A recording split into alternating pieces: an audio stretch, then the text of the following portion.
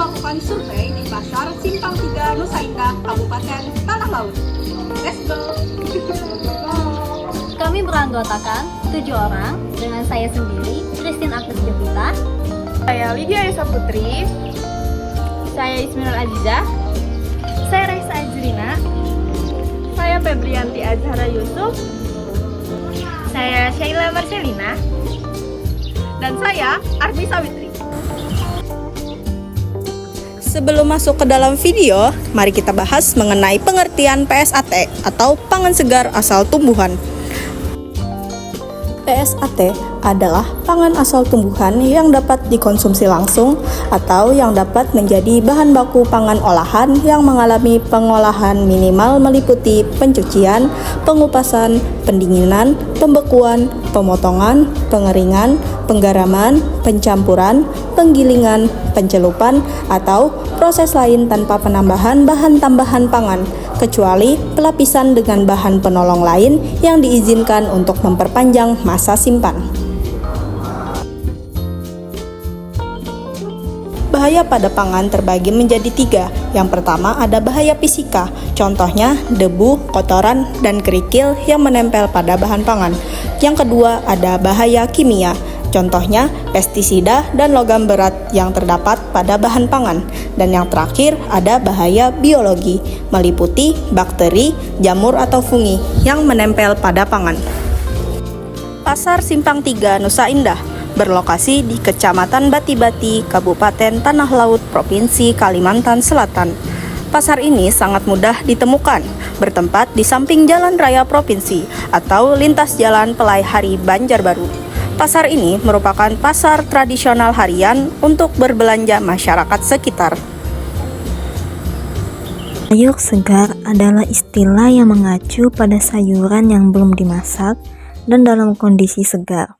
Sayur segar dapat ditemukan pada pedagang di pasar, seperti Pasar Simpang 3 Nusa Indah.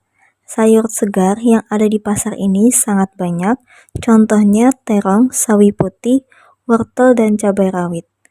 Kondisi sayur segar di pasar ini sangat baik karena pengelolaannya sangat diperhatikan, khususnya sayur yang mudah membusuk seperti sawi putih akan langsung dibuang jika sudah mulai membusuk.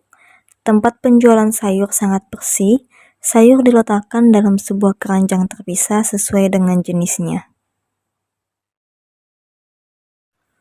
Wortel merupakan tanaman bienial menawarkan berbagai manfaat kesehatan berkat kandungan fitokimia dan senyawa bioaktifnya, seperti antioksidan dan antiinflamasi, anti kanker, antimikroba dan antifungal, dan antiurolitik, serta mengandung banyak nutrisi. Sayur segar wortel memiliki beberapa bahaya seperti bahaya biologi, bahaya kimia, dan bahaya fisika. Adapun bahaya biologi disebabkan oleh kontaminasi patogen pada wortel segar dapat disebabkan oleh cacing parasit atau helminthiasis, bakteri patogen seperti Escherichia coli, Salmonella sp, Staphylococcus aureus, Xanthomonas hortorum, dan Pectobacterium aeroidearum yang menyebabkan busuk lunak. Kemudian ada aflatoksin yang disebabkan oleh bakteri Aspergillus flavus, jamur patogen seperti Alternaria dauci yang menyebabkan infeksi pada daun dan melemahkan tanaman secara keseluruhan. Bahaya kimia disebabkan oleh logam berat dari tanah tercemar seperti timbal, kadmium, tembaga, seng, dan arsenik. Kemudian ada residual pestisida dan insektisida, serta pengawet sintesis dari sodium benzoat. Adapun bahaya fisikanya disebabkan oleh kontaminasi tanah dan kerikil. Cabai rawit menawarkan berbagai manfaat kesehatan, termasuk pengurangan kolesterol, perlindungan saraf, dan potensi antioksidan serta anti kanker karena mengandung senyawa capsaicin. Selain itu, cabai ini juga dapat berperan dalam pengelolaan sindrom metabolik dan memiliki aktivitas antifungal yang berguna dalam pertanian. Tanaman cabai rawit memiliki beberapa bahaya, seperti bahaya biologi, bahaya kimia, dan bahaya fisika. Adapun bahaya biologi disebabkan oleh kontaminasi patogen, seperti jamur patogen, yaitu Coletoricum scovillei, menyebabkan antraknosa, cekung coklat atau hitam pada buah cabai, berpotensi membusuk dan beracun jika dikonsumsi. Pythium apanidermatum dan Pythium myriotilum yang menyebabkan busuk akar dan pangkal batang pada tanaman dan dapat menghambat pertumbuhan serta menyebabkan kerusakan buah. Kemudian Phytophthora capsicii menimbulkan busuk buah dan akar yang menyebabkan buah lunak, berair, dan cepat rusak. Selanjutnya ada Fusarium spp, Aspergillus spp, dan Penicillium spp yang menyebabkan kerusakan pasca panen dan menghasilkan mikotoksin seperti aflatoksin dan okratoksin yang berbahaya bagi manusia. Kemudian bahaya biologi dari bakteri patogen seperti Escherichia coli dan Salmonella spp yang menyebabkan penyakit gastrointestinal pada manusia. Dan cendawan mikroskopik seperti menghasilkan filamen halus putih atau kecoklatan yang menyebabkan perubahan bau, warna, dan rasa buah cabai, serta potensi mikotoksik. Adapun bahaya kimia disebabkan oleh residu pestisida yang digunakan, sehingga menyebabkan gangguan saraf, gangguan hormon, dan kerusakan hati jika terakumulasi. Logam berat dari air irigasi yang tercemar limbah industri atau penggunaan pupuk kimia yang berlebihan dapat keracunan kronis, gangguan ginjal dan sistem saraf, serta potensi karsinogenik. Adapun bahaya fisika seperti kerikil atau tanah yang bersumber dari proses panen.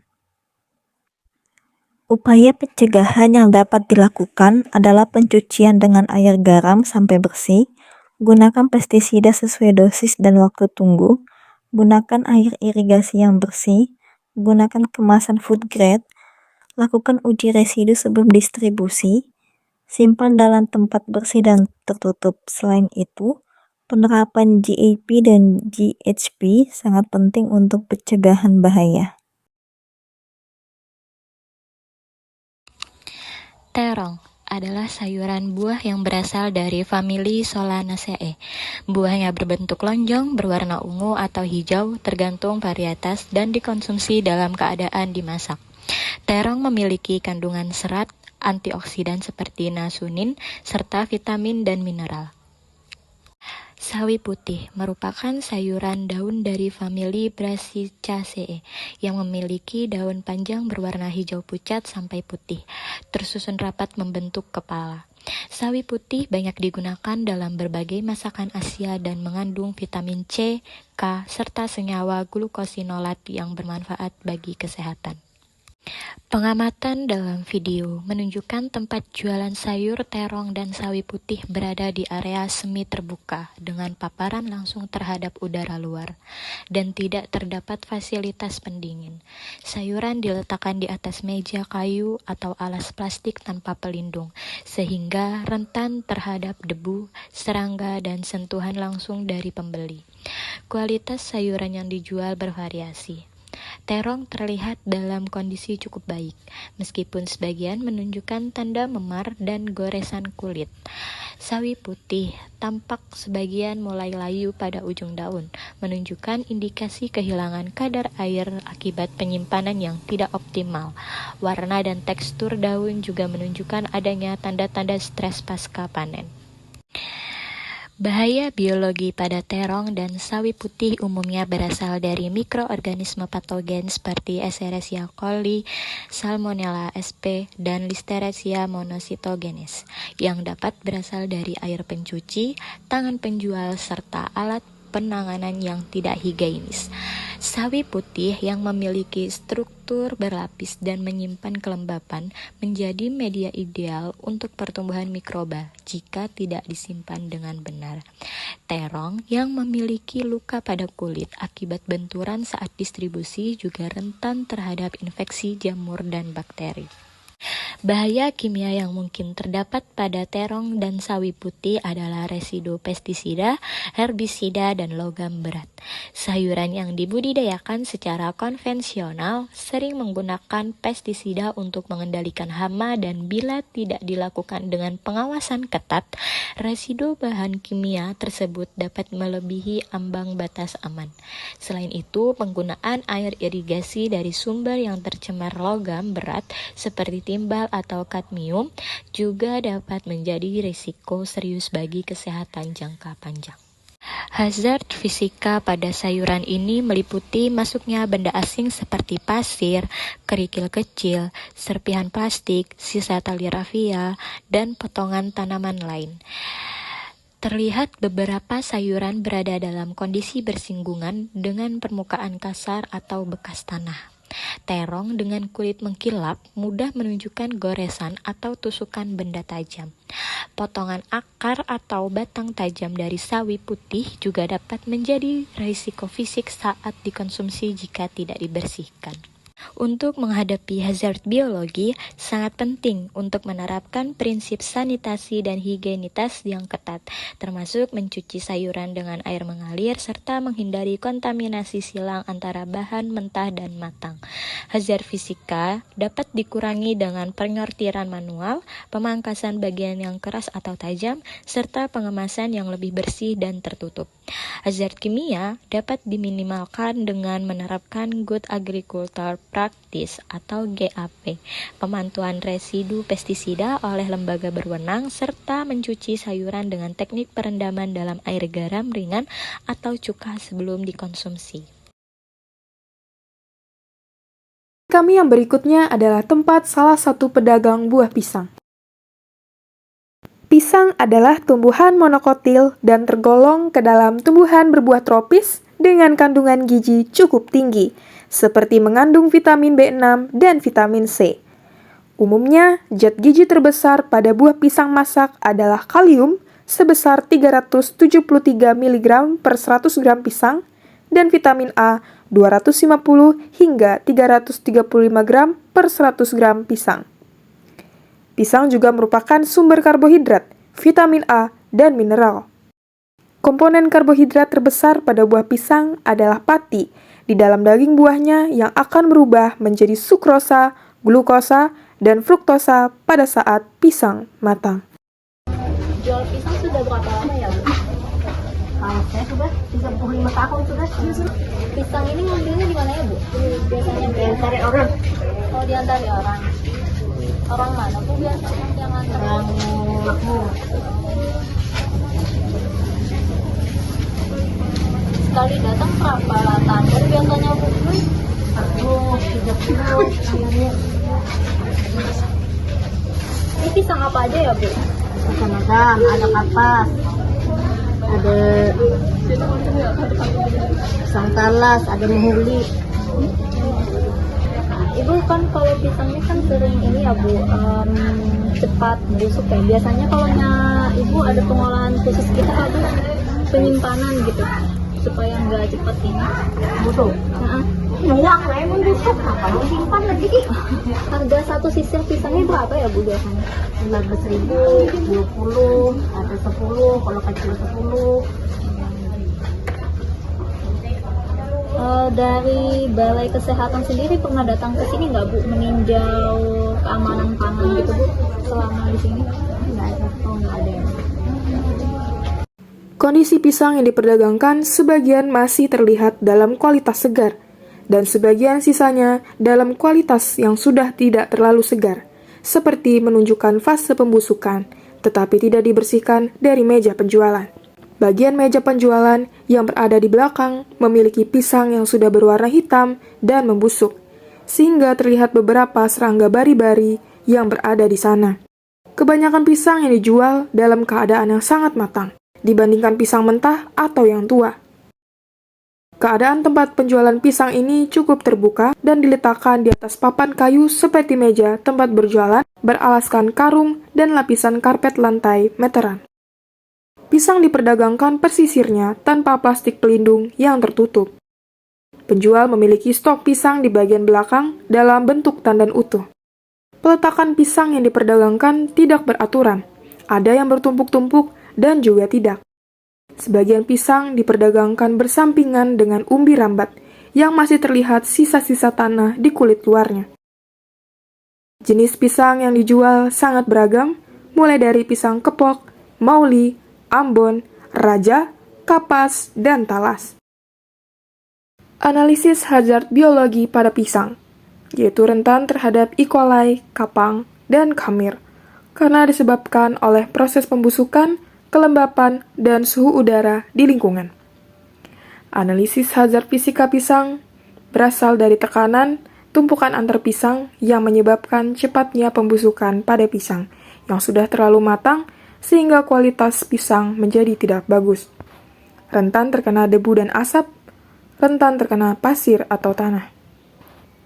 Analisis hazard kimia pisang adalah rentannya terkena proses kimia, yaitu karbit, yang fungsinya mempercepat proses pemasakan buah dan berdampak pada kualitas pisang, seperti menjadikan pisang beraroma kurang nyaman, memiliki bintik di permukaan kulit buah, dan membahayakan kesehatan akibat racun arsenik dan fosforus yang berada di dalam karbit. Rentan terkena pestisida atau pupuk pemeliharaan.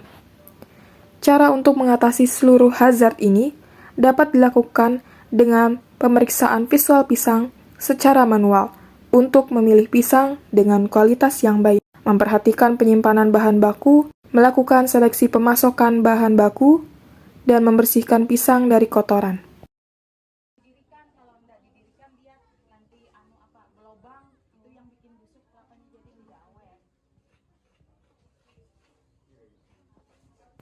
Kelapa parut adalah hasil dari buah kelapa tua yang telah dikupas kulitnya, dibersihkan, kemudian diparut menjadi serpihan halus berwarna putih. Proses pemarutan kelapa parut dilakukan dengan menggunakan mesin parut atau alat manual, tergantung pada fasilitas yang dimiliki oleh pedagang. Kebetulan, pedagang yang kami datangi menggunakan mesin pemarut kelapa parut. Di pasar tradisional, kelapa parut dijual oleh pedagang dalam bentuk segar, biasanya tanpa tambahan bahan pengawet. Itu kalau untuk kelapa itu Mak Andre dapatnya dari mana? Dapat biasanya dari agen kelapa, dari Martapura. Ini Ini kebetulan pas bulan puasa ini kelapanya agak sulit dan sekarang agak mahal. biasa sekali mesen tuh berapa kilo Mak Andre? Sekali datang. Sekali datang. Tergantung budget kita sih. Oh, Ada ya. 300 biji, ada 500 biji, tergantung. Biasanya kalau penyimpanannya gimana? Kalau Mak Andre sendiri? Kalau penyimpanannya langsung ditaruh ke rumah. Langsung Kalau ditaruh di di sini rumah. takut itu biasa. Ah. Apalagi kelapa mahal kayak ini, kita harus hati-hati. Iya. Ada perlakuan khusus gitu kah selama penyimpanan? Ada itu batok kelapa itu kan ada sabuknya di atas itu harus Iya. didirikan. Kalau enggak didirikan dia nanti berlobang, itu yang bikin busuk kelapanya jadi tidak awet. Sekali jualan berapa kilo habis Mak Andre? Kalau enggak bisa menghitung per kilo, tapi kalau misalnya bulan puasa ini 100 biji bisa habis. Kalau hari-hari sebelumnya? Hari-hari biasa sekitar 50 biji aja. Kalau bulan puasa kan banyak orang pakai untuk bikin Ya. masak sayur. Nah, kelapanya harus dikerik dulu.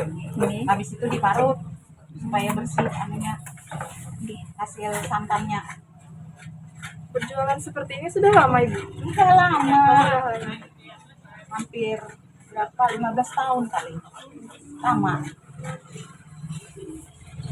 Berarti biasa jualan di sini aja ya, Bu? Iya, jualan di sini aja sama di rumah. Di rumah.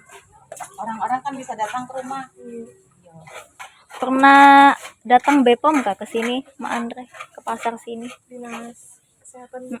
Dinas Kesehatan. Kayaknya belum lagi. Belum. Rasanya belum ada lagi.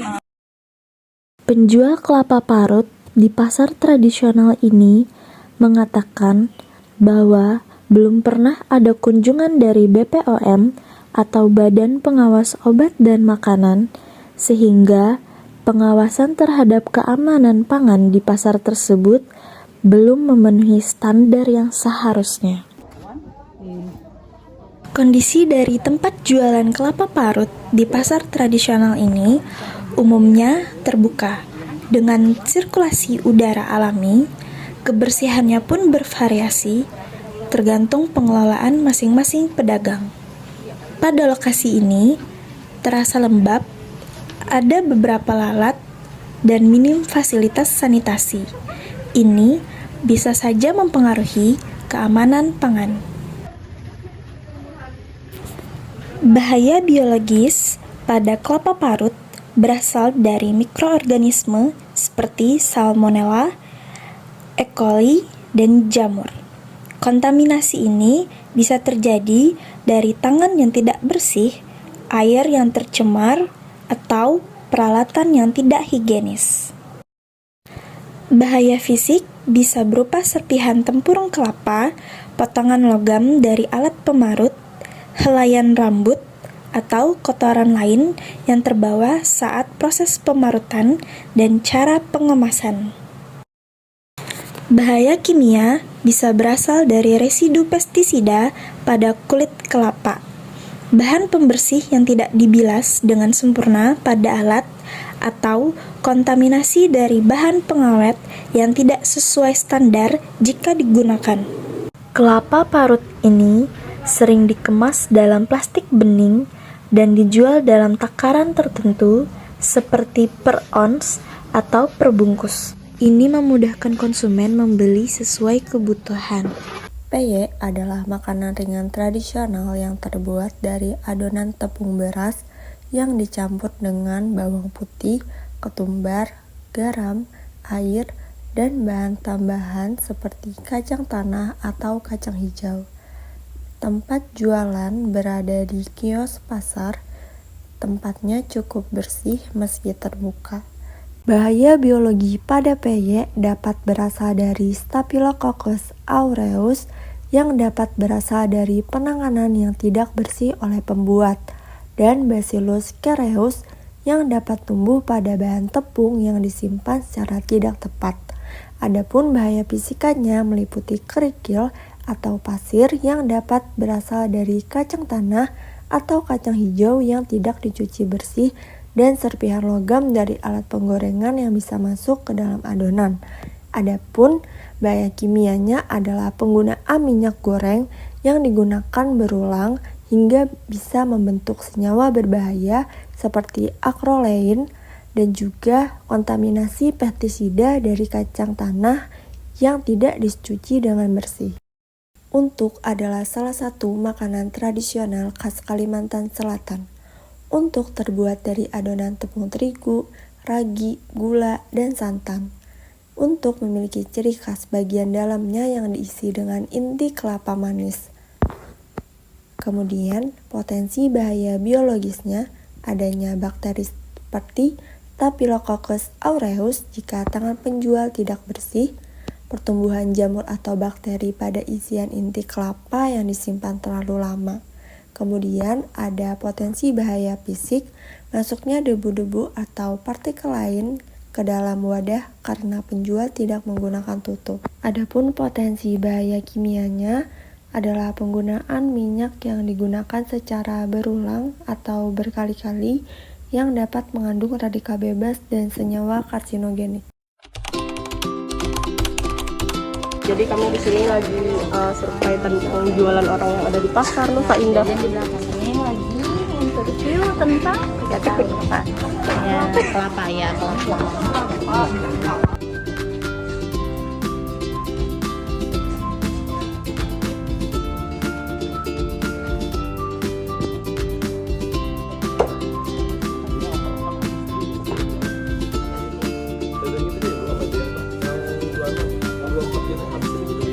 Sekian hasil survei kami di Pasar Simpang 3 Nusa Indah, Kabupaten Tanah Laut.